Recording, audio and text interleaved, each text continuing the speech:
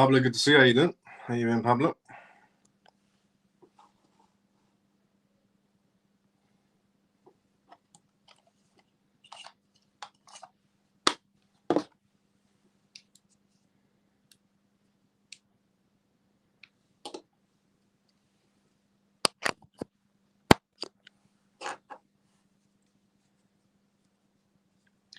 Free and Weber, good to see you. How you doing? How you been?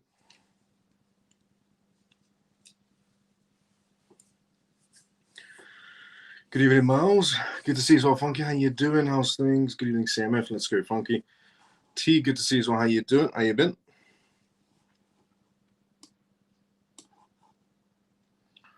Should pin the live quick. Pin to your profile. Pin. Evening, Miles. Davey, good to see you as well. How you doing? How you been, Davey? Okay, let's do intro disclaimer. What we're going to talk about on tonight's live. I'm out of time. Everyone should be tuned in for the first part. Welcome to the CMF Live. If you're watching this for the first time ever, the CMF stands for Crypto Miles Family. My name is Miles. You can tune to this live Monday, Friday, 10 p.m. long time onwards. However, I am going to the US. As I said previously, the live show would be continuing after I come back from the US, which is pretty much at the end of the month, or essentially beginning of next month, the first of essentially next month. And however, when I am in the US, I will be, creating these short videos of, the most important news inside the crypto space, in terms of politics, legislations, and so on. I'm posting inside a Telegram group and on X and on YouTube. Even on TikTok, I'll post the shorts as well. But this live show, essentially, we talk about cryptocurrency, CBDCs, AI, politics, and regulations. All the information you should know about regarding the world completely transforming into a digital space. The disclaimer of this live show, as always, is not financial advice, not political advice, and whatever I say is only for entertainment purposes. So, on tonight's live, we're going to be talking about pretty much everything that's happening around the world and all the impact it's having right now on the price of gold, on the price of cryptocurrencies, and on the stock market. We're also going to be talking about on tonight's live regarding Jerome Powell. It's not looking good for him in any sort of a way. He's blaming Trump for political movements. Trump is saying that he is useless. If I had to choose one person to back, I'm backing Trump. Jerome Powell is definitely useless. And he is definitely a political tool for essentially the Democratic Party, even though he claims he's not. Now, we're also going to talk about essentially some perspective news on tonight's live as well, and also regarding some bank news to go through on tonight's live regarding stable coins. The Clarity Act as well was very important, essentially, regulation for the crypto space. We're going to talk about Franklin Templeton on tonight's live as well. Also, we're also going to go through essentially news coming out of France in terms of essentially MiCA regulations inside the crypto space. But the first news, and obviously, essentially, USDT we're going to talk about tonight's live as well. Thailand we're going to talk about tonight's live. Some international news to go through on tonight's live. The first news we are going to be discussing, and obviously Ripple news to go through as well. But the first news we're going to be discussing on tonight's live is pretty much everything that's happening on a world stage scale right now, with essentially Trump and Jerome Powell, Trump and Iran, Trump and pretty much everything else that's going on in tariffs. There's a lot of things happening. All that has some sort of weigh in inside the market space. Before we talk about that, let's go inside the comment section first, and then we'll go straight into the first news on tonight's live. So let's see where we're at inside the comment section. We were here. Good evening, Miles and family. Ian, good to see you. How you doing? Good day, Miles and CMF. Mike, good to see you, brother. How you doing? Hello, Miles and CMF. Comatose, good to see you. How you doing? Manny, good evening, Miles and CMF. Good to see you, Manny. How you doing? Like and retweet the live. Let's go. Thank you for saying that. Hi, Miles and CMF family. Urban, good to see you. How you doing? One love. Hi, everyone. Good to see you. How you doing? Miles, have a safe journey and take some selfies with Trump and Brad. Let's go. Miles, bring it forward for us. What up, Miles and CMF? Ray, good to see you, brother. How you doing? How's things? Okay. First news on tonight's live is regarding essentially everything that's happening around the world. So here it is. Bitcoin's price reclaims around $94,000 as Trump essentially lashes out at Iran, tariff haters, Jerome Powell, and other things on the news that are having impacts on the markets. All eyes are on US President Donald Trump during his essentially January 13th speech from Detroit, in which he weighed in on numerous hot topics as of late, essentially, including the military operations against Venezuela, potential actions against Iran, which no longer is potential. And according to Trump, to his recent tweet, Trump had a sit-down, essentially, with Reza Pahlavi at Mar-a-Lago today. Hence why Trump came out with a tweet suggesting that he's no longer going to be sitting down with the Iranian government and the talks have ended, and that essentially, there are troops on the way, you could pretty much say, from the US, that something on the way towards to help the Iranian people. And I posted something essentially on X, and 12,000 Iranian people have so far been absolutely massacred by the Iranian government in a space of less than 4 days during the internet blackout. In total, in the Ukrainian wars, around 30,000 essentially people from the day the Ukrainian war started until now. 12,000 people in just less than 4 days. That's why for the longest time I've been saying that you haven't met real evil until you meet the Iranian Islamic Republic government. And the funniest thing about the Iranian government is that they're all coming out saying everything's under control. It's all a lie. The media is lying to people. We have our country under control. The people of Iran love us, is what the Iranian government is saying. The number one question everybody's asking is, then why did you cut the internet? Why did you go into darkness? Because nobody likes the Iranian government. The ones that do are being paid or they're brainwashed. But 12,000 people in less than 4 days, that is ridiculously high. So I'm genuinely waiting to see what Trump's next moves are going to be. Also, another essentially bash feast against essentially Fed Chairman Jerome Powell and people opposing the tariffs. There's a lot of things happening right now in the world, especially a lot of things are happening in the Middle East in terms of Iran, but also a lot of things happening essentially in the United States regarding the tariff situations as well, regarding Jerome Powell. Everything is having some sort of a weigh-in on the market. So far, the crypto market space is green. It's a little bit better. Everything's up 3 to 4%. Some assets are up 10% even. Interestingly, BTC's price has been quite stable and essentially rising over the past 12 hours and jumping past $94,000 for the first time since last week. Certain crypto projects or the crypto market space is going to be rising. The crypto market space is rising due to the impact of essentially the Clarity Act, which has been pushed to the end of the month now. And the only reason that the Clarity Act has been pushed to the end of the month because they're still going back and forward. The Republicans, Democrats are going back and forward on what things to change. Also, some changes are happening by the looks of it to the Genius Act that was passed because the banks don't like the idea still that people can earn yield on their returns. So I'm going to talk about a little bit more of that a little bit later on tonight's live show. But let's get back into this, essentially what's happening around the world. On Venezuela, the POTUS essentially said it was a flawless and attack as ever, and added that his administration is working with locals in Venezuela right now. After urging essentially too late Jerome Powell to lower interest rates essentially earlier today, he went after him once more, blaming him for essentially killing every rally in the financial markets. The Supreme Court will hear a pivotal essentially case, including Donald Trump and the Federal Reserve board members essentially on January 21st. Keep that in your calendars, highlighting challenges in US governance. This case underscores the tensions between political authorities and economic essentially governance for potential implications for the US financial stability and governmental oversight. The Supreme Court essentially case involving Donald J. Trump aims to challenge the removal of Lisa D. Cook essentially from the Federal Reserve. Scheduled arguments are in January 2026 and highlight tensions within the financial realm. Disputes between essentially Trump and the Federal Reserve Chair Jerome Powell have escalated with a federal investigation into Powell. Chief Powell's essentially speech on economic outlooks reflects ongoing jurisdictional battles over governance within the Federal Reserve. Jerome Powell is coming out saying that he's not essentially a political tool and that Trump is trying to make him a political tool. That is a load of BS.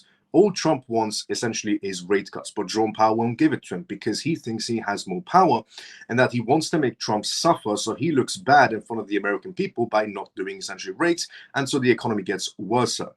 People like Jerome Powell don't understand that when they're trying to put somebody else in their position, it impacts essentially the majority. It doesn't impact Trump that much when essentially Jerome Powell decides not to do rate cuts, but it does impact essentially the American people. It also impacts the rest of the world, unfortunately. So, Jerome Powell creating that video, I'm sure everybody's seen it by now. Jerome Powell created about a 30-second video suggesting that He's only being investigated by the DOJ because essentially Trump said that, you know, he's not doing essentially the rate cuts he wants him to do, and therefore he doesn't want to be a political tool and so on. The fact of the matter is, Jerome Powell essentially lowered the rate cuts when essentially it was during Biden's term, so that Biden looks good and the economy can bounce back. Now, what essentially the DOJ is investigating into Jerome Powell, and according to Jerome Powell, there's nothing to investigate, he's a clean slate, is that why is the DOJ's building costing $2.45 billion? One of the most expensive hotels essentially in the world, you know, the Burj Khalifa and so on, $1 billion it costed to build. A 7-star hotel cost $1 billion to build. It was the most complicated hotel in the world. It cost $1 billion to build. Why does a DOJ building cost $2.45 billion? Financial implications remain speculative, with clear essential link between the case and cryptocurrency markets. Tariff refunds at stake could affect the traditional financial sector, yet analysts essentially remain cautious. Regulatory outcomes focus on potential governance shifts with the Federal Reserve, it's said. So, regarding the tariff situations that the Democratic Party are trying to get Supreme judges to go against Trump and essentially reverse all tariffs, is the Democratic Party stupid? My answer would be yes. Because the amount of money that essentially tariffs have brought into the United States is ridiculously high. The amount of jobs essentially is being created due to the amount of factories that are being built inside the United States is also ridiculously high. And I've said this before, does the Democratic Party hate American citizens? Because while they're trying to stick it to Trump, in all reality, it's the American people that are paying for it.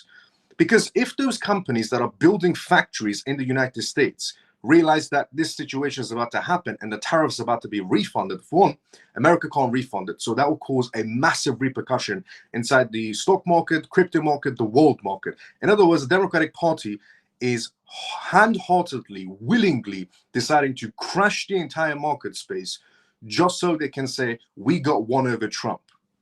This is what the Democratic Party is. They hate American citizens. They hate average, essentially, citizens as well. And two, if the if the foreign companies that are coming to America building factories, and this case happens, and the tariffs have to be refunded, then all of those companies will just go, well, what's the point of building factories in the US? We'll just go back to China and build factories there and give Chinese workers essentially the job instead of American citizens.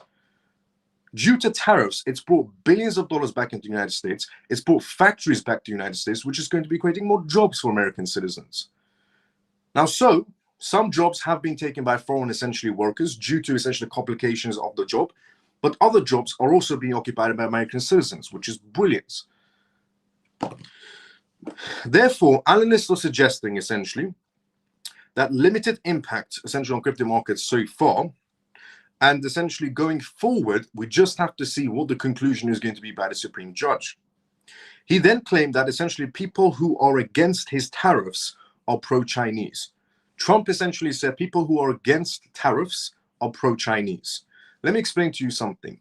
A while ago on this live show, before essentially Trump was president of the United States, and it was a battle between Biden and Trump, and then it was a battle between Kamala Harris and Trump, I said that the Democratic Party, to me, Biden's party, looked like they were pro-China. I said that. I said to me, it looked like essentially that they were essentially pro-China and essentially anti-America. And that the Democratic Party should just be called essentially anti-American because that's what they are. And it's so obvious that they wanted to collapse the US economy on purpose so that somebody else could take the ranks. And if you think to yourself, well, that's not possible, that's just too far-fetched. On multiple occasions, the US government, the EU government, and the UK government have arrested Chinese, essentially government citizens who have blackmailed politicians in the UK, the EU, and America. So regarding the factor of it might be too far-fetched regarding pro-Chinese, essentially Democratic Party members, it really isn't. Because too many essentially Chinese have been arrested, too many Chinese government members have been arrested who have been blackmailing politicians in the EU, the UK, Canada, and the US. Because what does this achieve, going after essentially the tariff situation? Genuinely, what does it achieve, getting the Supreme Judge to get the US to refund tariffs? other than ruining essentially the American economy, ruining the world economy, causing a massive crash inside the market space, removing factories from the US to go back to China. What does it achieve for the American citizens? I've said this before and I'll say it again. I genuinely don't understand why the Democratic Party even exists, because not a single thing they do represents the American people. Not a single thing they do represents the American people in a positive way. On the latest hottest topic, essentially of Iran, the POTUS, who earlier essentially suggested that allies should consider leaving the country, said that essentially protesters should continue and take over their institutions. These developments seem to benefit the primary cryptocurrency markets, which is up by 2%. The crypto markets essentially reacted in a positive way when Trump said to the Iranian people today to continue their fight in Iran, to go essentially up against the regime, to write down the names of the abusers and the killers. The crypto market space reacted in a positive way by Trump saying this. And that Trump suggested essentially that they should essentially Trump essentially said that there is help on the way. With that one tweet, and before that tweet, having a sit down, Reza Pahlavi, the Shah of Iran, had a sit down with Trump. Then that tweet came out, and the crypto market space reacted positive to the US helping Iran. That's a good sign. These developments seem to essentially benefit the primary cryptocurrency market space. But I'm genuinely confused, honestly, of why, not confused, but in my eyes, they're just traitors. They're genuine traitors. And if you're wondering to yourself also, why all of a sudden there's been a massive, essentially liberal funding campaign going on, where you're seeing a drastic amount of liberals pop out of anywhere for any protest. Their funding actually comes from the IRGC, it comes from the Iranian government. The protesters, the liberal protesters that are popping out of America from out of nowhere, they just pop out and they essentially say they want the dictator back in Venezuela. They're popping out saying they hate Trump and they want the tariffs to go back to their countries. They're popping out saying essentially that they stand with the Iranian government. These liberals that are popping out of nowhere in the US, in Canada, in Australia, in the UK, in the EU, they're all paid and funded by the Iranian government. This is why I say the root cause of all problems that you're seeing in the world is the Iranian government. It's not just a fight for the Iranian people. It's genuinely a fight for all of us. Because if you're tired about liberals standing on the wrong side of history 24/7, if you're tired of all the terror groups inside the world, if you're tired that your governments are not taking any sort of footsteps to better essentially to better their own citizens, and instead they're being cowards, they're silenced, it's because of the Iranian government. They're being funded. There's a reason why they call BBC essentially BBC Ayatollah. There's a reason why they call Keir Starmer Ayatollah. There is a reason why the EU is trying to stay silent. There's a reason why the UK is trying to stay silent. But there's a reason why Trump is standing up. Genuinely. If you're tired of all these liberals popping out of nowhere, if you're tired essentially that your countries are being cowards in times essentially where they shouldn't be, or you're tired that your countries are not caring for you but they're caring for foreigners, or everything you say they label you racist, or they label you essentially Islamophobia, they label you anything they want, it's because of the Iranian government. It's the Iranian government that's funding some of these politicians. It's the Iranian government that's funding the BBC. It's the Iranian government that's funding these liberals to stand up and pop out of nowhere. And it's the Iranian government that's causing terror in the Middle East and everywhere else around the world. So far, MI6 or MI5 has stopped 20 terror attacks by the Iranian government. And more, essentially, in the EU has been happening as well. Australia's situation with the Iranian government. Every root cause of a problem you see in this world comes from essentially the Iranian government. It could be liberals, it could be your own politicians being a coward, it could essentially be terror groups. It's the Iranian government. They are the root cause of every problem you see in this world. Now you know. It's the Islamic Republic of Iran. They are the root cause of every problem.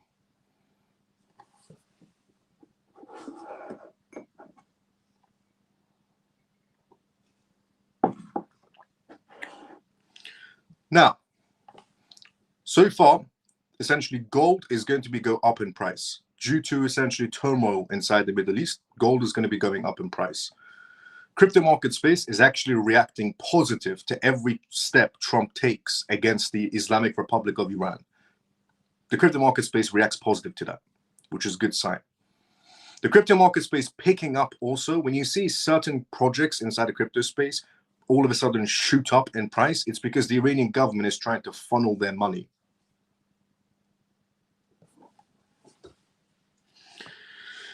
But that is essentially what's happening right now in the world.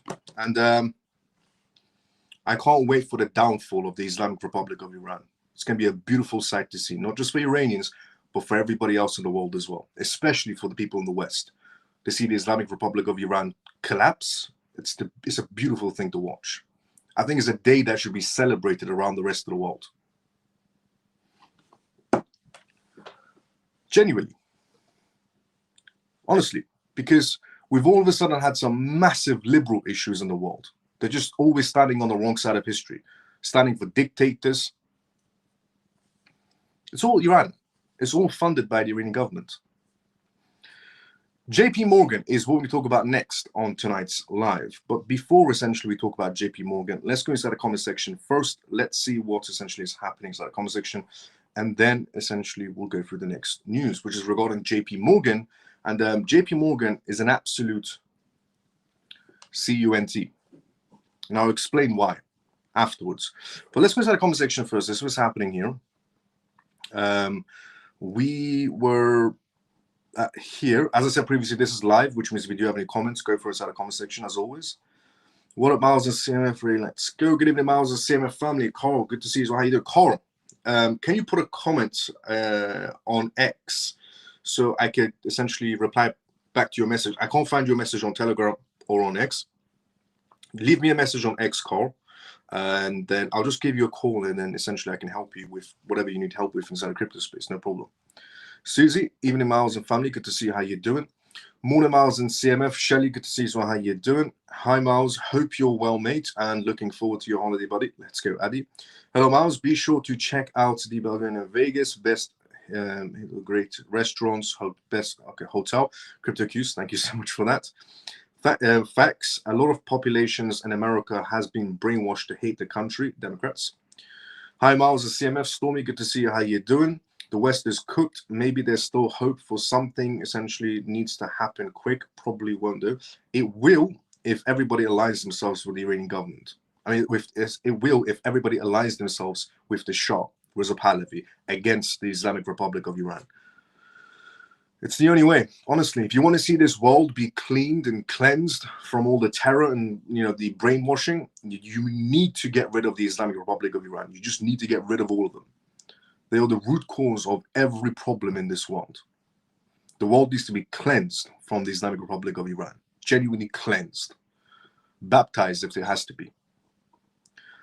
More like, hi Miles, I'm late, but I'll rewatch later. No problem. Good to see you. 12,000, is it real? Yes, it is. They cut the internet in Iran, and in the space of 4 days, 12,000 people? 12,000 people died.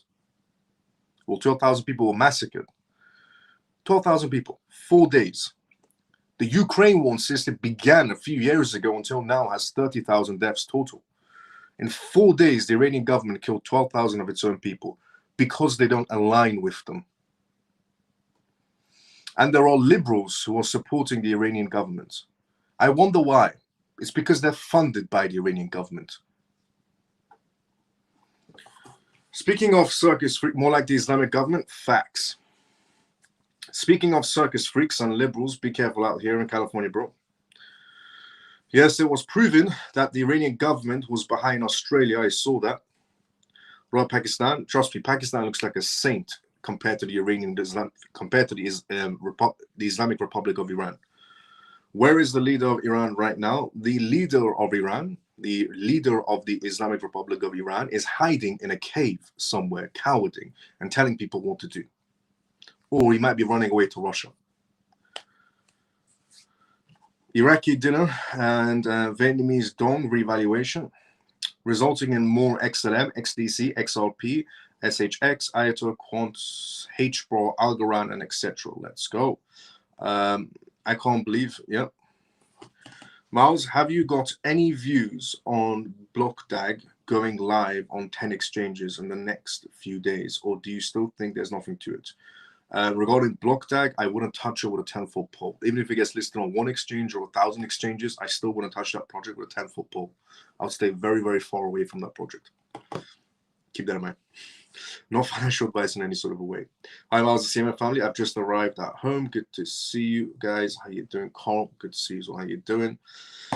Now, JP Morgan has came forward and said that essentially this is the most funniest thing I've ever heard from any bank. And this is what JP Morgan had to say regarding essentially stablecoin yields. JP Morgan's CFO calls stablecoin yield payouts obviously dangerous and undesirable. JP Morgan Bank is calling stablecoin yields, so the little bit of money you earn by holding USDC or RLUSD or USDT or PYUSD, the little bit of money that you earn as an average person on essentially holding stablecoins, they're calling it undesirable. Yeah, because everybody hates free money. JP Morgan, essentially Jeremy, said that the bank would compete essentially with crypto offerings, but warned that stablecoin yield products look like banks without the same regulations. The reason why essentially crypto market space struggled to get regulations was actually because of the banks, because the banks feared a future where they wouldn't exist, where tech companies would become banks instead.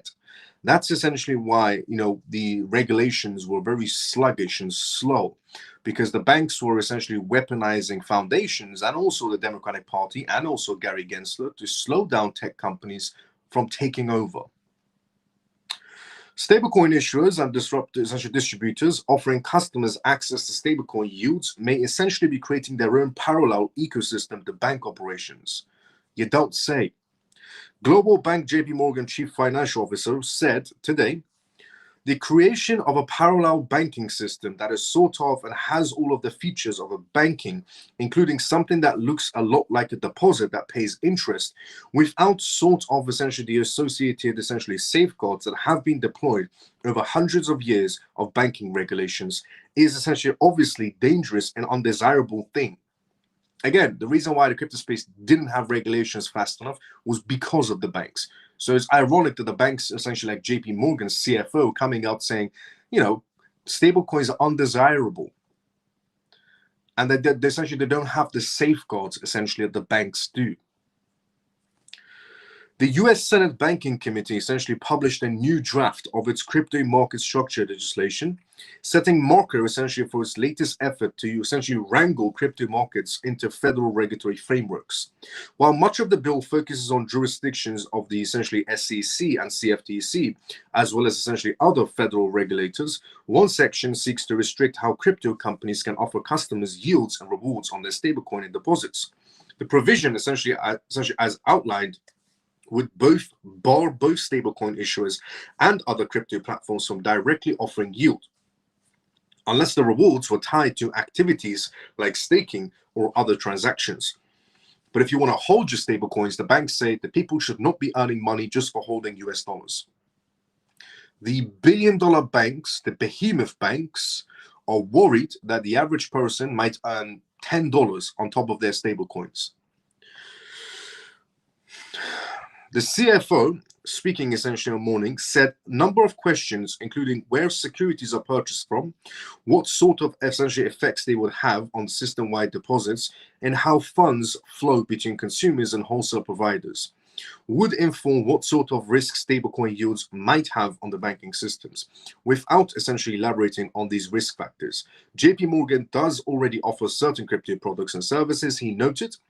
He said that crypto companies offering yield might lead to the creation of a parallel ecosystem that offers the same sorts of essentially properties and risks as bank deposits, but without appropriate regulations.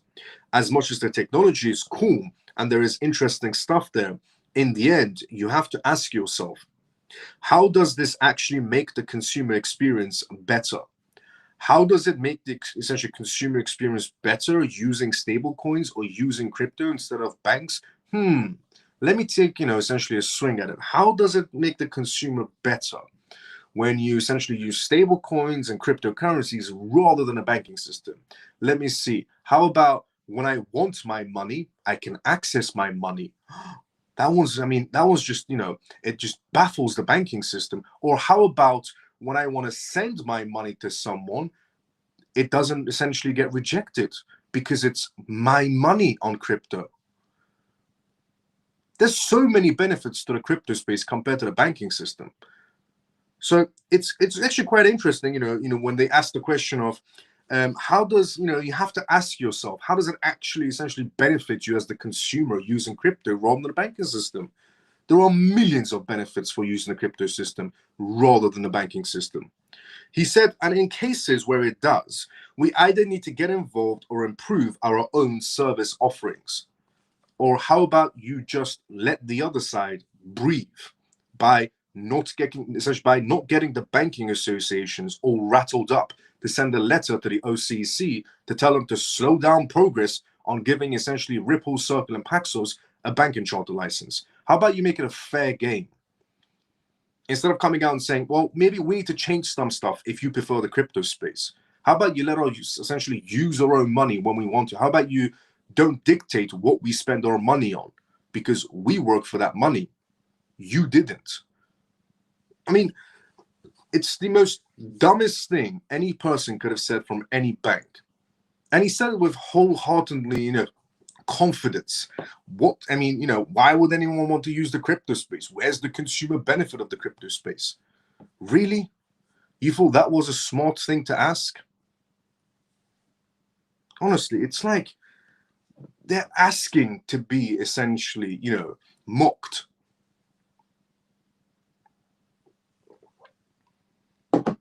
Now, Franklin Templeton is what we're going to talk about next on tonight's live.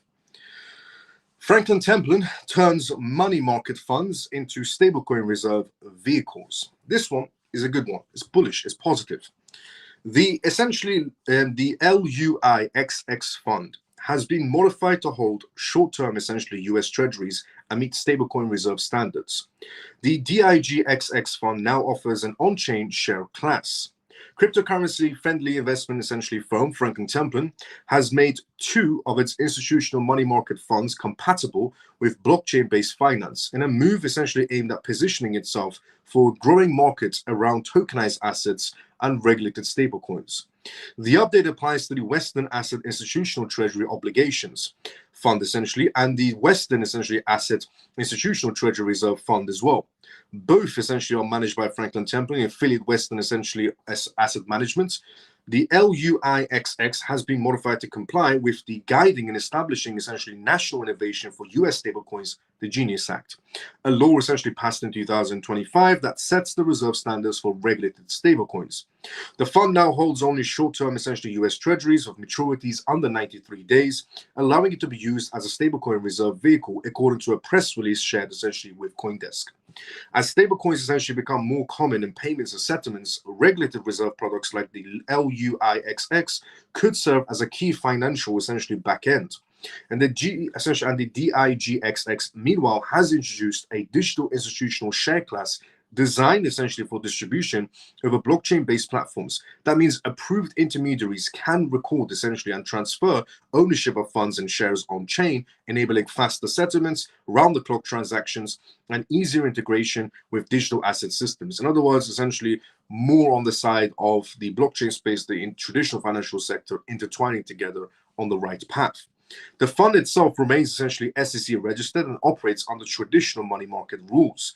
Traditional funds are already beginning to move on chain. So rather than essentially questioning their ability, our focus is to make them more accessible and useful by many, said Roger, the head of digital assets at Franklin Templeton. That is an intelligent man, unlike the moron from this essentially JP Morgan, the CFO from JP Morgan. That moron asking the question of how does crypto make your life better? The banks are better. compared to this guy who's intelligent, saying that essentially we need to look for ways to essentially intertwine the blockchain sector into the financial sector, not essentially question it. Franklin Templeton has been moving deeper onto blockchain rails over essentially the last few months. The firm essentially debuted a tokenized money market fund in Hong Kong back in November. The same month, essentially expanded the Benji technology platform to Caton Network, which we talked about in the past about.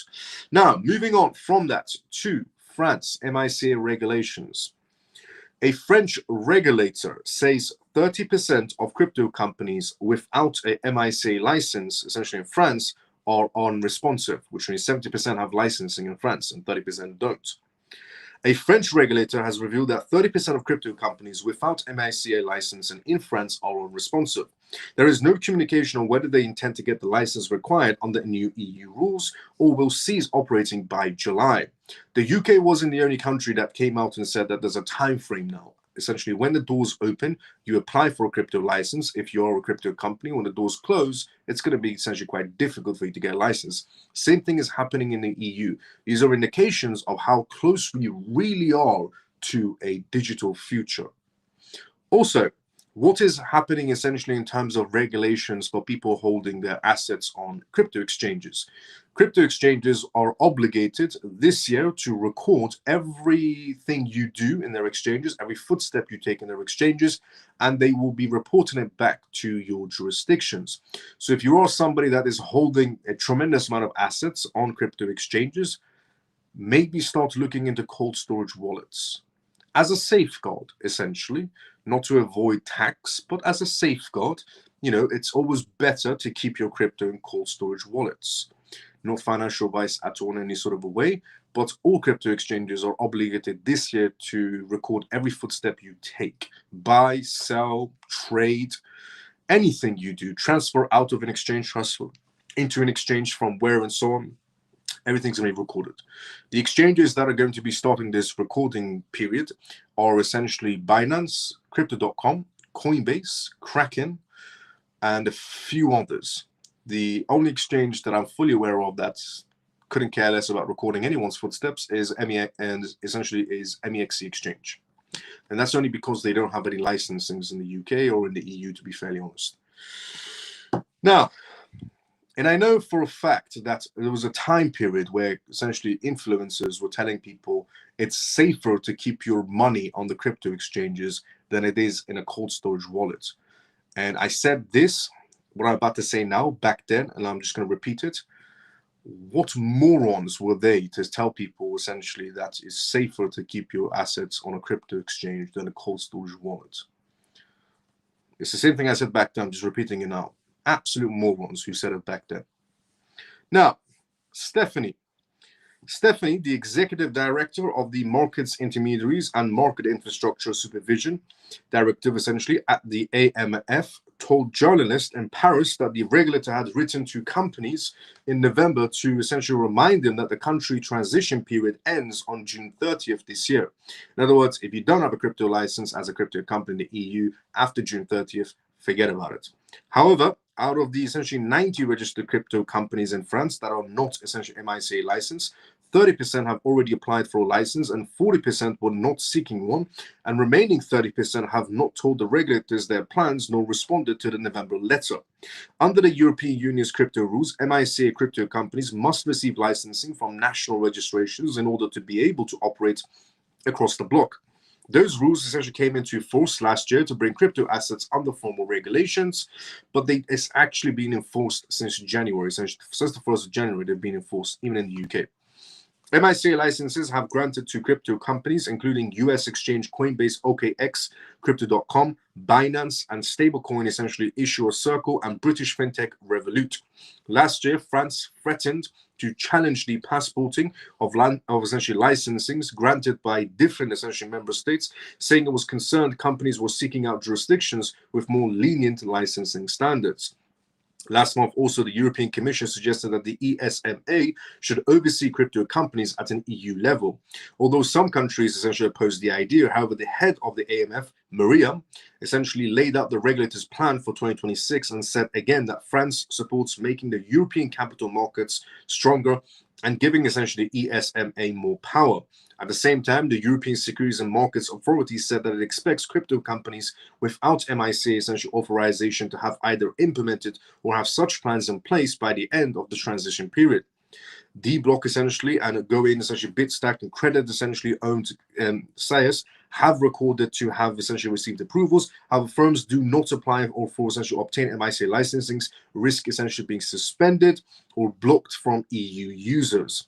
National regulators, including essentially France's AMF, are closely monitoring whether registered firms are preparing the transition, Stephanie said.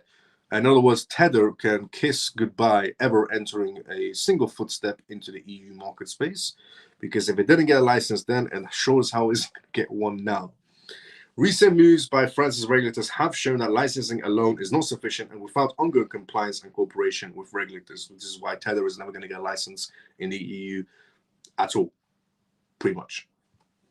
Moving on from that to Thailand is what we're going to talk about next on tonight's live.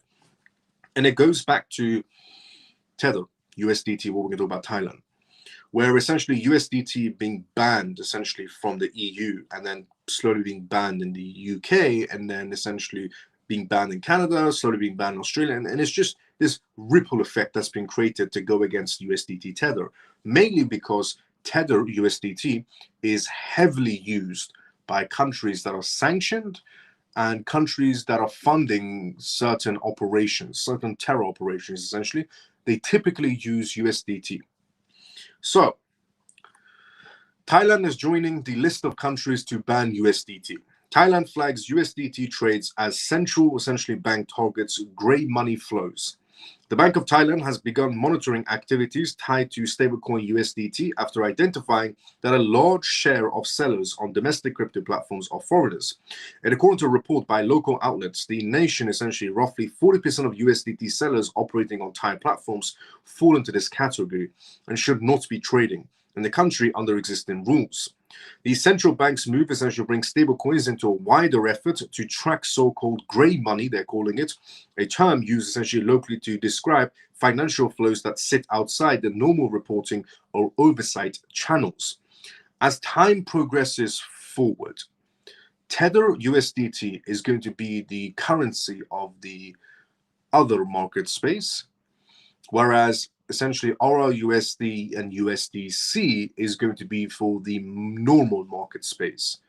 And Tether is just going to be used by criminals. Over time, I can already see it coming. I saw it coming a long time ago, to be fairly honest. I mean, there's a reason why Tether struggles to, move its headquarters to the United States, because then no criminals will be using Tether or USDT, and it wouldn't be getting the billions of market cap it's getting right now, because all sanctioned countries wouldn't be using it anymore if its headquarters were in the US. That's why I decided to go to El Salvador, a bit more lenient essentially than the US is.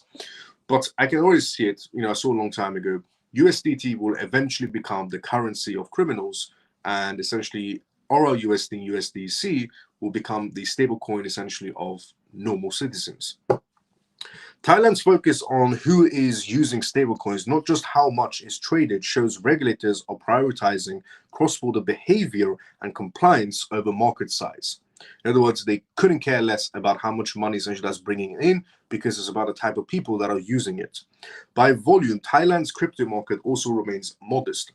Daily trading averages around 2.8 billion baht, far below essentially countries' foreign exchange markets, which handles between 10 to 15 billion baht per day. According to the same reports, even so, officials have made it clear that the scale alone does not remove crypto transactions from scrutiny. Authorities also view stablecoins as tools that can move value quickly and quietly across borders, making them essentially relevant to anti-money laundering efforts, regardless of essentially headline volume.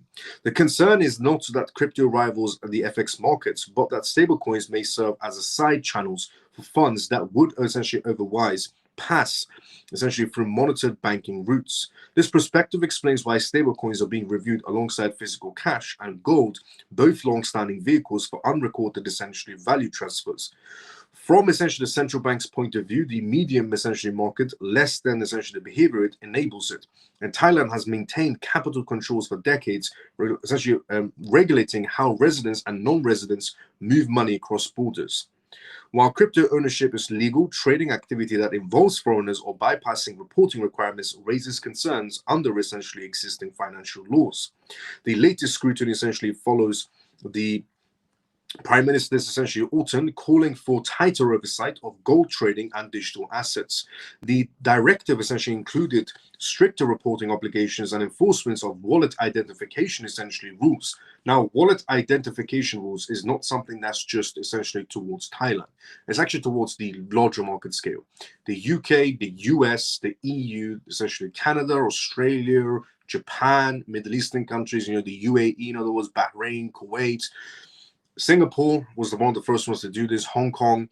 Wallet identifiers essentially are being pushed more now towards the market space. And I'm sure that a lot of people have received some sort of emails from Uphold Exchange, for example, talking about the MiCA regulations and talking about essentially UK travel essentially law, which essentially means if from now on, if you want to send, the time is going to come now, from now on, if you want to send money to yourself or to a family member or to anyone inside the crypto space, just like a bank account where you have to put in the person's details, like their so-called, the account number, if it's international, their IBAN, and then their full name and so on, same thing applies inside the crypto space from now on. Because if the crypto space wants to compete with the banking sector, then it needs to look like the banking sector, which means this is why essentially people are moving their money off exchanges and going to cold storage wallets, because the resemblance is getting closer with crypto and the banking sector. And that essentially for every transaction, you have to prove if it's going to your own wallet, which means you have to declare that your own wallet, or if it's going to essentially a family member or a friend, or you're purchasing something. But now you slowly have to start declaring every transaction you make inside the crypto space, which again is a sign of how close we are to a regulated space. It's a sign of how close we are to institutions getting more involved inside the crypto space, because they don't like to operate in gray areas, even though they do in most cases, and being fined heavily multiple times. I've lost count of how many times JP Morgan has been fined for meddling in things they shouldn't be meddling into. But putting that to one side, the resemblance is getting closer with the crypto space and the banking sector. Now, 21 shares is what we're going to talk about next on tonight's live. Before we talk about 21 shares, let's go to the comment section. Let's see what's happening there. And then we'll go straight into the next news. By the way, just want to say a special thank you to everybody who has essentially liked and retweeted this live show. If you haven't, please like and please retweet this live show. Let's get this live show out there. And also because I'm, taking a break, but not a break, I'll do short videos, but I'm going to be essentially on vacation. So, like and share this live show today, because there's no live show tomorrow for 2 weeks essentially, but there will be short videos that I'm going to be posting. And when I come back, it's as usual, business as usual, Monday to Friday, 10 p.m. long time onwards. So if you haven't liked or shared this live show, like and retweet this live show if you watch this on X, and like essentially if you watch this on YouTube, and put a comment outside the live. Now, let's see what we'll write inside the comment section before we go through the next news. Hi, Okay, we're here. Why aren't there other countries near Iran doing something? It's genocide of its own people.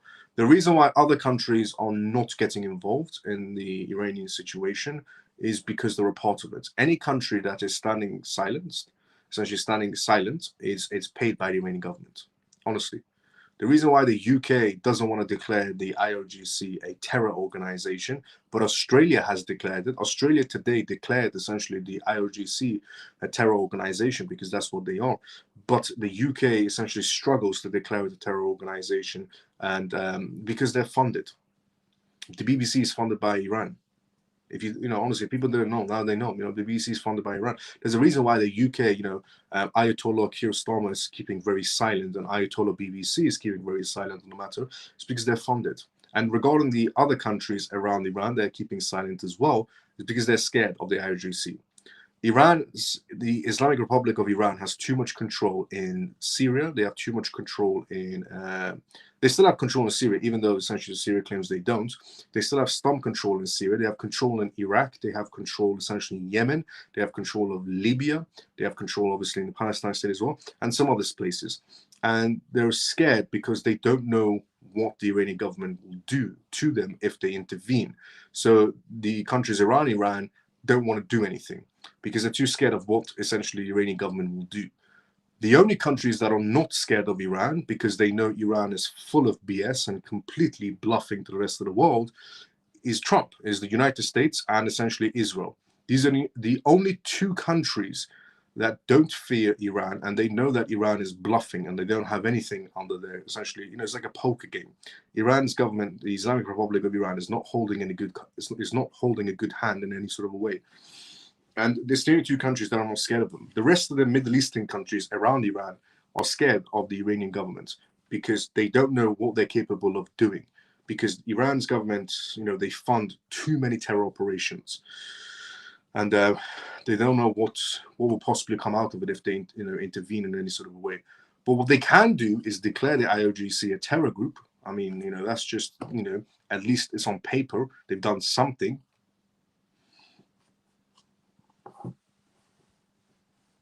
And Lebanon, the Iranian government has some sort of control in Lebanon as well. Honestly, it's like cancer, like the plague. The Islamic Republic of Iran is like the plague. Everywhere it goes, just spreads fear. I can't wait for the day. Honestly, I just can't wait for the celebrations that should be happening around the world when this regime collapses. It's just, it should be an international day for everyone. Because I think everybody is fed up with the Iranian government, with the liberals that are funded by the Iranian government. Everybody's fed up by the terror groups that they keep on creating out of nowhere. I have two tangent, so that's why essentially they're not getting involved, if you want to know. The only person that has the kahunas to get involved is Trump and Israel's government, Benjamin Netanyahu. And Obama, that liberal socialist donkey, Obama, him, when the Iranian people first time around were protesting in Iran during his presidency, the Iranian people were chanting, "Obama, Obama, are you with us or are you with essentially them?" And it made it very clear where Obama stands when the Iranian government was killing its own people even back then. About, you could say 10,000 people died back then too. And what did Obama do when the Iranian people were chanting in Iran, just protesting, "Are you with us or are you with them?" Obama sends billions of dollars of US tax-paying money to Iran's government. When the Iranian people were being killed by their own country, by their own government, Obama sends billions of US tax-paying money to the Iranian government. When the Iranian people were chanting and being killed, who do you stand with? Us or them? It made it very clear to the whole world where Obama stands with the dictator of Iran. That's why, honestly, Obama was a pathetic, coward little weasel who stood by and watched the Iranian people get massacred by a dictator.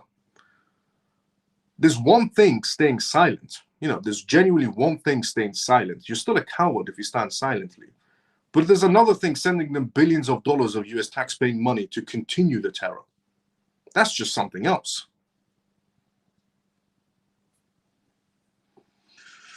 If I transferred my assets, I have, let's see where we're at. Shiba Inu and Terra Luna Classic. Luna Classic, yep. Yeah, baby, let's go. Hi, Miles.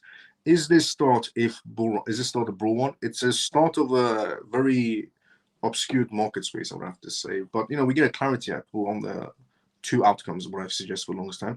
Good evening, Miles and CMF. Good to see you, Lina. How you doing? How you been? When can we expect Bull Run 2026? After the war? It can happen during the war as well. Every speech Trump has made, I mean, the recent tweet he sent out, the crypto market space rose. I have two Tangent cold wallets, so it can happen during this time period as well. It all depends on the regulations. I have two Tangent cold wallets, Tangent 1 without a seed phrase and Tangent 2 with a seed phrase. My XRP was purchased on Zamon and in 2024, both with and without KYC verifications. Nice. If I transferred my assets from Tangent 1 to Tangent 2, am I already identified by French tax authorities? If so, what should I do? Carl, message me on X and I'll give you a call. Message me on X and I'll give you a call.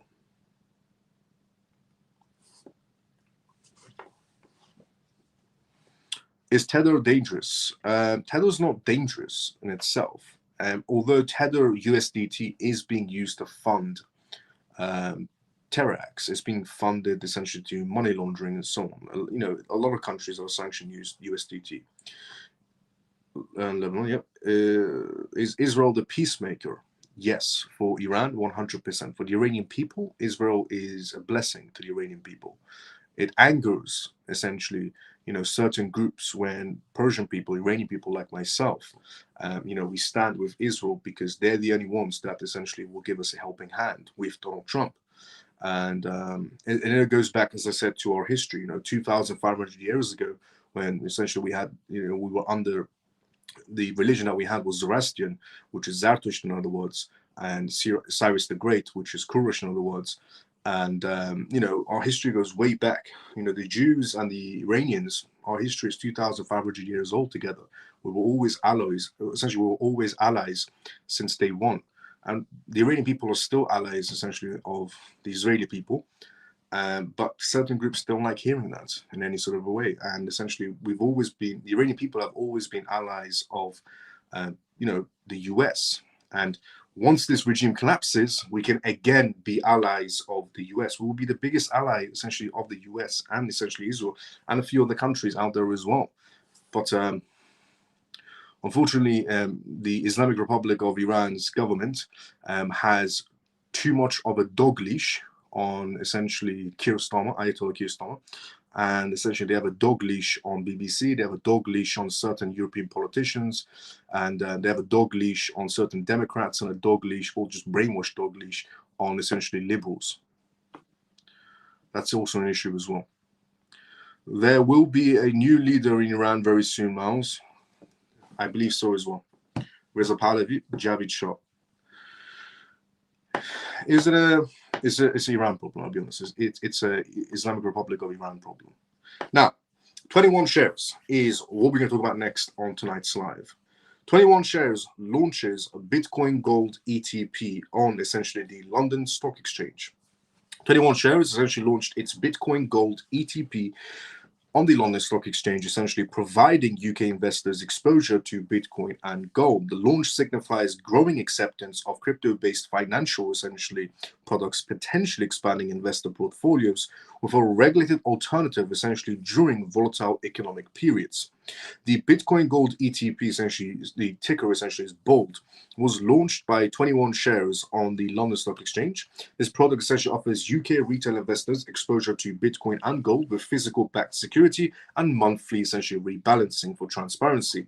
Managed by 21 Shares with support from essentially the Bybit Tree Asset Management, BOLD trades under the ticker BOLD in essentially Great British pounds, imposing an annual fee essentially of 0.65%. The partnership aims to essentially provide a potential hedge against inflation and exposure to Bitcoin's growth. The ETP's launch marks a significant shift in the financial landscape, benefiting UK retail investors. Now equipped with essentially access to regulated crypto products, the felicitation of essentially after the FCA ban termination presents a profound opportunity for market engagements because the UK's FCA decided to finally essentially move and bring some regulations in. 21 Shares BOLD structure echoes its earliest Swiss launch success with a streak essentially advantage and highlighted essentially by its performance on the SIX exchange, achieving over 122% in returns. Its entry into the UK could have comparable positive impacts for stakeholders. This launch potentially sets the tone for broader crypto ETP acceptance in regulated markets by offering essentially a balanced portfolio approach through rebalancing methods and backed custody solutions. The market could witness increased stability and confidence. Russell Borlow, essentially CEO of 21 Shares, stated BOLD is an exciting new product that aims to offer investors a potential hedge against inflation, exposure to Bitcoin's growth and potential, and the relative essential stability of gold. Now that the retail investors in the UK have access to crypto ETPs, 21 Shares is dedicated to delivering a wider selection of innovation and regulated products. 21 Shares, London Stock Exchange, Bitcoin ETP Gold. I think is a good idea. It shows the positive steps essentially in the UK. You know, something happening inside the crypto sector for the United Kingdom. Even though the UK has been claiming for the longest time they're going to become the capital of cryptocurrencies. I think that might be happening in the next 1,000 years. Now, Standard Chartered Bank is what we're going to talk about next on tonight's live. Standard Chartered Bank reportedly plans Bitcoin trading prime brokerage. If anybody hasn't heard it, or if you have heard it, you're about to hear about it right now. Standard Chartered is reportedly planning to establish a prime brokerage for Bitcoin trading through SC Ventures, indicated essentially by the secondary reports without official confirmation from the bank as of essentially January 13th, 2026. The potential brokerage aims to enhance digital asset services amidst the Basel III regulations, though essentially concrete impacts remain unclear due to absent primary statements or confirmations from key figures or regulators. Standard Chartered is reportedly setting up a prime brokerage for Bitcoin trading, and the reported essentially move involves SC Ventures. Initial reports indicate potential significant impacts on crypto markets, especially for Bitcoin. Market essentially, and for the rest of the crypto space, market players and institutions could be directly affected if such brokerage becomes operational, offering new financing and lending options. As we see, institutional engagement with digital assets are accelerating. There is similarly a growing need for platforms that combine innovation with high standards, said essentially Harold, operating member of the head of essentially venture building SC Ventures. The financial implications are driven essentially by Basel III's risk weight on crypto holdings. The bank's strategy appears focused on addressing these regulatory challenges by offering tailored brokerage services to institutions, which might impact the broader digital asset landscape. Further details on institutional involvements or financing for this venture remain scarce. President suggests essentially that some banks have shown interest in digital assets, though essentially executions vary, and that industry players are eager to see if Standard Chartered essentially bank proceeds with crypto innovation.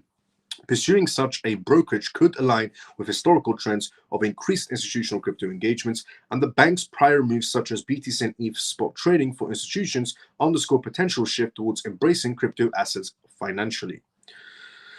So, Standard Chartered Bank are going to be offering essentially some sort of crypto services. And essentially, in terms of the SC Ventures, extremely bullish. It's extremely bullish for Bitcoin, extremely bullish for the rest of the crypto space. Another behemoth coming inside the crypto sector, offering some sort of services to essentially the broader market space, is always brilliant to watch. Now, Ripple is what we're going to talk about next on tonight's live. Ripple CEO heading to Switzerland. Here are the details. Ripple CEO Brad Garlinghouse is jetting off to the Swiss Alps this week for a high-profile appearance that could potentially reignite IPO rumors, maybe. According to the latest agenda from the CFC State, essentially MOTS, Crypto Finance Conference, Brad Garlinghouse is scheduled to speak essentially on January 15th. The specific topic of the panel is oil and water. It's interesting that essentially Brad, CEO of Ripple, XRP Ledger, XRP, RRUSD, is going to be a speaker at an event in the Swiss Alps. For oil and water, are crypto companies compatible with traditional public markets? The panel questions whether the nature of crypto can actually mesh with rigid regulatory structures of traditional stock markets also. Garlinghouse will be essentially joined by heavyweights, including Galaxy Digital President Christopher. A highly exclusive event at the essentially CFC. St. Moritz is considered to be the most exclusive and high-powered investor conference in the digital asset space. And Brad is one of the speakers. That's amazing to hear. It often gets compared to the World Economic Forum level, which happens essentially nearby in Davos shortly after. This event is capped at 250 people, which is set to be apart from the massive retail conferences of the likes of Consensus and Token 2049. The audience consists almost entirely of family offices, institutional funds, and central bankers. The theme is centered on the maturity of the asset class. The agenda focuses heavily on tokenization and the intersection of banking and blockchain as a well-regulated clarity. So, Brad is going to be essentially at the Swiss Alps, St. Moritz, and he's going to be at a conference, the most exclusive conference there is, not just for a crypto space, because it's not a crypto conference, even though essentially now it's turned into a crypto conference, but it's essentially extremely exclusive that it's on the level of the World Economic Forum, which is also going to be happening at Davos shortly after, which is not essentially that far away from where Brad is going to be. But the audience, nobody's a retail member inside the audience. It's all family offices, which means millionaires to billionaires to trillionaires are in the audience. Nobody from the retail section is going to be there. That just shows you how much of essentially of an exclusive, essentially, seminar is going to be. And that Brad is one of the speakers going to be talking about oil, water, crypto tokenization to millionaires, billionaires, and trillionaires. And they're all family offices and companies and CEOs and institutions. And people want to compare Ripple XRP Ledger to the rest of the crypto space inside the financial sector. It makes me laugh when people try to compare the XRP Ledger or Ripple or XRP to any other crypto inside the financial sector. It genuinely makes me laugh. Now, also, there's been essentially something that's been going around regarding BlackRock and RLUSD, if you haven't seen it. So here are the facts on the news that some of you might have heard in terms of rumors regarding BlackRock and RLUSD. Claims that BlackRock has embraced Ripple's RLUSD sparked debate across the crypto social media.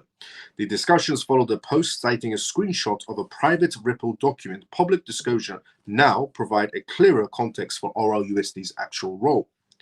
Crypto-focused outlook, essentially DYL News, essentially posted on the Ripple's US dollar stablecoin RLUSD is being used as collateral for BlackRock's linked, essentially tokenized funds and for cross-border payments. The post essentially relied on a screenshot of what appeared to be an internal Ripple shareholder update. The screenshot essentially stated that RLUSD had surpassed $1.2 billion market capitalization, placing it among the top 5 US dollar stablecoins. It also said RLUSD is used as collateral within Ripple Prime and acts essentially as an off-ramp for tokenized funds, naming BlackRock's build and VanEck's V-Bill. The document further referenced RLUSD's role in cross-border settlements through Ripple payments. The post quickly drew questions from market participants, where people were asking the legitimacy of the document, and some people even suggested that anybody could have wrote it. Another essentially freestone later, essentially multiple people came out on this matter as publication essentially on this matter has not been released. This documentation has not been released directly essentially from Ripple itself or from essentially BlackRock or VanEck. While the screenshot remains unverified, a separate and publicly announced development has clarified that RLUSD's role in tokenized finance. Ripple confirmed essentially a September partnership with tokenization firm Securities, which I shared on this live show a while ago, that allows investors in BlackRock's Build Fund and essentially VanEck's V-Bill to exchange their tokenized shares directly for RLUSD. So the idea of BlackRock, VanEck, Ripple, RLUSD, it's true. There is a connection between all of them because it was something that was announced with Ripple and Securities. According to Ripple, the collaboration introduces always-on smart contract functionality that enables continuous settlements and liquidity for tokenized US Treasury funds. The company noted that integration creates a stable on-chain exit option while maintaining access to regulated digital assets. Jack McDonald, Ripple's Senior Vice President of Stablecoins, stressed that RLUSD seeks to meet institutional requirements for liquidity and regulatory clarity and security. He said that the partnership expands the practical use of tokenized assets without removing them from compliant frameworks.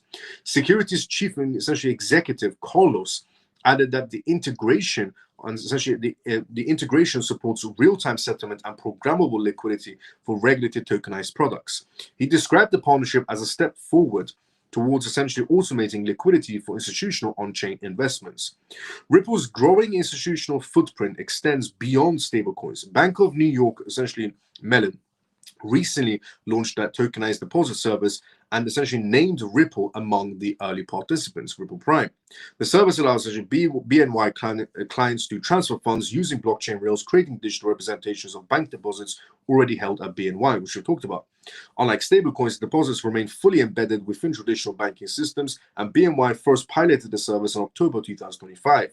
BNY said the initiative aims to support faster payments, collateral management, and margin transactions while moving closer to round-the-clock essential operations. Ripple is involved through Ripple Prime, its prime brokerage arm required last year for $1.25 billion. Ripple Prime joins firms essentially such as Seattle Securities, Intercontinental Exchange, Bailey Guilford, DRW Holdings, and Circle.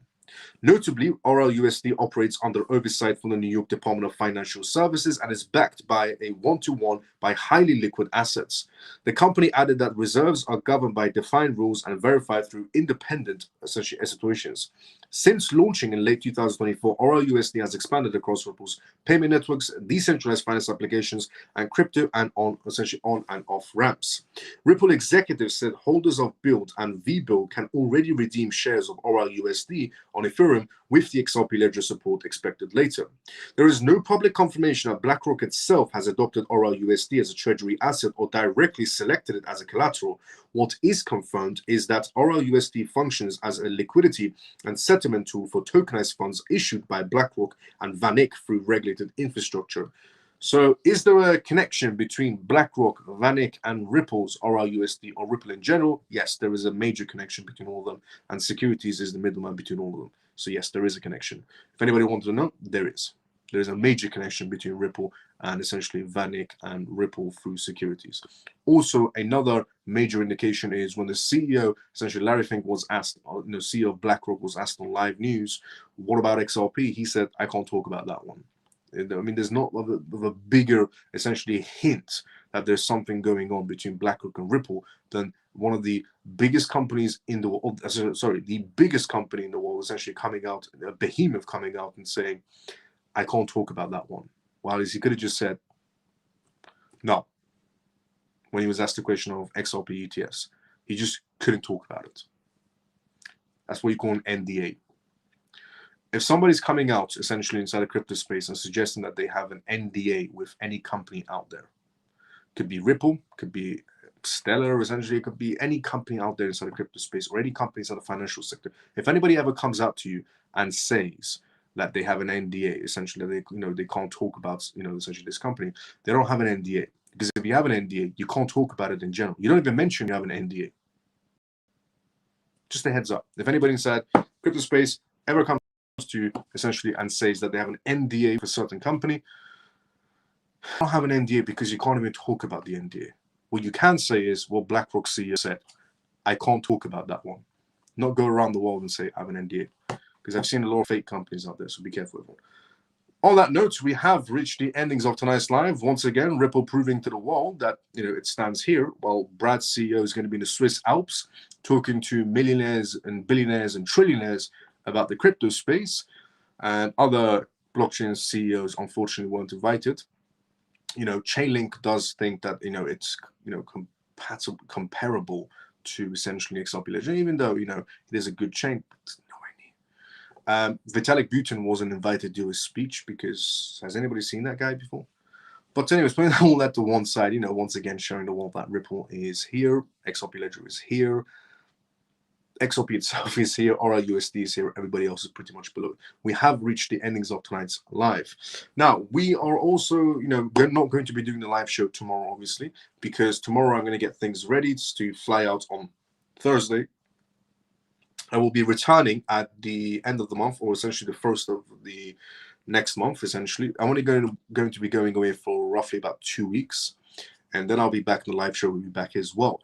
Also, while I am on vacation, essentially, I will be posting videos here and there, like little short videos on X, YouTube, TikTok, and Telegram about the most important news inside the crypto space and giving you my perspective with the news article. I'll just post little short videos so that I can still keep the CMF updated and everybody else that watches me about what's happening inside the crypto sector and inside the political sector and legislation sector and so on. So I will be creating little short videos, on posting on YouTube, TikTok, X, and Telegram group for the CMF as well, just to keep you guys updated about the most important news there is and giving you my perspective on it as well.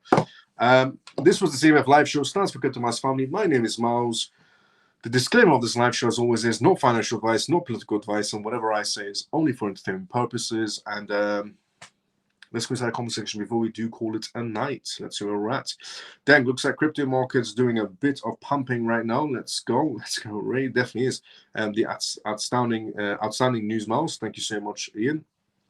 Thanks, Miles, and good night all. Let's go, Stormy. Great show. Take care, Miles, and safe travels, bro. Thank you so much, Ray. Goodbye, Miles. See you when you get back, bro. Enjoy your time and stay in touch. Let's go, funky brother. Definitely. Thanks, Miles. Have a wonderful trip. Don't forget to send us some updates in the group. Have a good day and night, everyone. Let's go, Shelly. Definitely won't forget. Have a great vacation, Miles. Thank you so much, Tommy, as well. Thanks, Miles, for another fantastic evening as normal, and really enjoy yourself in America. Looking forward to listening to you again when you get back. Take care, mate. Let's go, Addy. Thank you, Miles. Night CMF. Let's go, Peg. Safe travels, Miles. Let's go, Commodus. Thanks so much as well. Good night, Miles and CMF. Thanks for the great live and enjoy your holiday, mate. Miles. See you upon return in February. Let's go. Take care, Miles, and safe travels. Let's go, Funky. Thanks, Miles. Enjoy your time in America. Stop in Florida for cocktails. See you when we see you. Have a fantastic time. Thank you so much, Autistic. Thank you, Ton Miles. Safe travels and have a blessed good night, all. Let's go. Good night, Miles and CMF. Have a great time in Vegas. Let's go, Mike. Let's go, Ian. Let's go, Lena. Enjoy your weekend. Enjoy the wedding and vacation, Miles. It's a birthday, not a wedding, but thank you so much, Mickey. And I'll see you when I get back as well. Have a fun and safe travels. Susie, let's go. See you. And thank you so much as well. Thanks so much to everybody essentially for the kind words as I the CMF. I will see everybody when I get back, but obviously, as I said, I'll be posting short little, videos here and there on most important news and giving my perspective on it as well. And posting on TikTok, YouTube, X, and the Telegram group. The CMF. Like, comment, follow, subscribe if you already haven't. If you have, thank you so much to every single one of you CMF members. Love you all. See you when I get back. Thanks, Miles. I'm waiting for your call. Yes, Carl. I haven't forgotten. Definitely. Love you all. See you when I get back, or catch up on the shorts as well. Thank you, Miles. Let's go. And I'll obviously be inside the Telegram group as well. If anybody has any questions or wants to talk to me about something, message me on Telegram, message me on X, and I will call you or essentially message you back. And the first thing I'm going to do when I end this live show is contact Carl and see what's happening there. Love you all. See you when I get back, and see you inside the Telegram group, CMF members as well.